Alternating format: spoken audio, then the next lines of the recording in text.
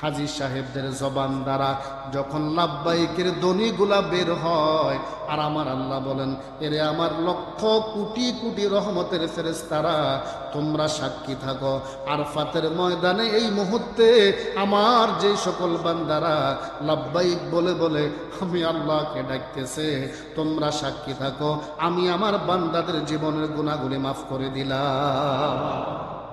আল্লাহ পাক বলেন, তোমরা যখন আরফাতের ময়দান থেকে মাশআরিল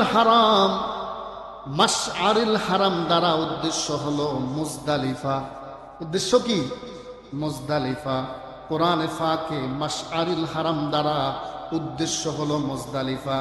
ওখানে একটা হাজী সাহেবেরা যারা আছেন তারা জানেন, একটা মসজিদ আছে, আর মসজিদের উপর লেখা আছে মাশআরিল হারাম, অর্থাৎ এই মসজিদটাও হেরেমের অন্তর্ভুক্ত। সুবহানাল্লাহ। আল্লাহ পাক বলেন, তোমরা যখন আরফাতের ময়দান থেকে মাশআরিল হারামের দিকে রওনা করবা, কোনো আওয়াজ নাই, কোনো কথা নাই, শুধু তোমাদের জবানে থাকবে একটা বাক্য। সবাই বলেন লাব্বাইক আল্লাহুম্মা লাব্বাইক লাব্বাইক লা শারীকা লাক লাব্বাইক ইন্নাল হামদা ওয়ান নি'মাতা লাক ওয়াল মুলক লা শারীকা লাক। আমার প্রিয় ভাইরা রে, আরফাতের ময়দানে এমন বিকট আওয়াজের মাধ্যমে হাজী সাহেবদের জবান দ্বারা যখন লাব্বাইকের ধ্বনিগুলা বের হয়, আর আমার আল্লাহ বলেন, এরে আমার লক্ষ কোটি কোটি রহমতের ফেরেশতারা, তোমরা সাক্ষী থাকো আরফাতের ময়দানে এই মুহূর্তে আমার যে সকল বান্দারা লাব্বাইক বলে বলে আমি আল্লাহকে ডাকতেছে, তোমরা সাক্ষী থাকো আমি আমার বান্দাদের জীবনের গুনাহগুলি মাফ করে দিলাম। তখন যখন আরফাতের ময়দান ত্যাগ করবে হাজী সাহেবেরা, তখন মাগরিবের আজান, মাগরিবের ওয়াক্ত, কিন্তু আমার আল্লাহ বলতেছেন সেখানে মাগরিব পড়া যাবে।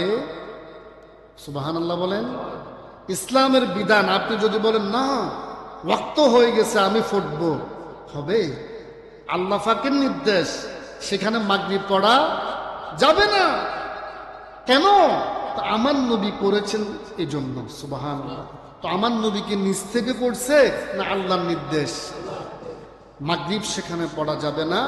সকলেই লাব্বাইকের ধ্বনি দিতে দিতে মাশআরিল হারাম মুজদালিফায় চলে যেতে হবে। সেখানে এশারের ওয়াক্তে আজান হবে একবার, ইকামত হবে দুইবার। আজান হবে কয়বার? একবার। ইকামত হবে কয়বার? মাগরিবের 3 রাকাত, কারণ মাগরিবের 3 রাকাতের কোনো কসর নাই। এশারের 4 রাকাতের মধ্যে হবে 2 রাকাত, কারণ আল্লাহর মেহমানেরা তখন সেখানে মুসাফির। আল্লাহ পাক দেখেন হাজী সাহেবদেরকে কত বেশি মোহাব্বত করে, আল্লাহ পাক কত বেশি সম্মান করে।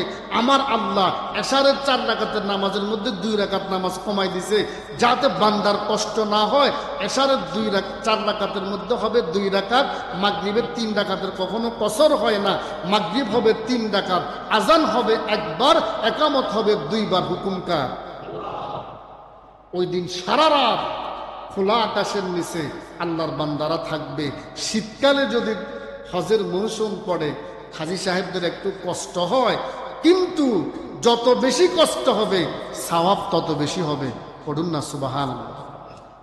কষ্ট যত বেশি সওয়াব, কষ্ট বলেন না, কষ্ট যত বেশি সওয়াব তত। আমার আম্মা আয়েশা সিদ্দিকা রাদিয়াল্লাহু তাআলা আনহা বলেন, وعن عائشة رضي الله تعالى عنها قالت أن رسول الله صلى الله عليه وسلم قال لها في عمرتها إن لك من الأجر على قدر نصبك ونفقتك।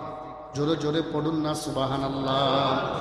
আম্মা জান আয়েশা সিদ্দিকা বলেন, আল্লাহর হাবিব ইরশাদ করেন, উম্মত রে, দুনিয়াতে তোমার কাজের উপর তোমার আজর, তোমার প্রতিদান বিদ্যমান হয়।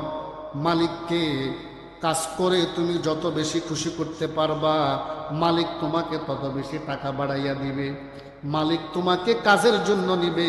কাজ যদি তুমি না করে বসে থাকো, মালিক তোমার প্রতি সন্তুষ্ট হবে না, বেতন দিবে কম।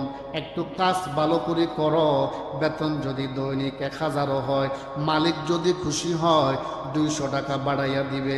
আমার আম্মা জানা আয়েশা বলেন, দয়ার নবী বলেন, উম্মত রে, হজ এবং উমরার মধ্যে তুমি যত বেশি কষ্ট করবা, আল্লাহ পাক তোমাকে তত বেশি সওয়াব দান করবে।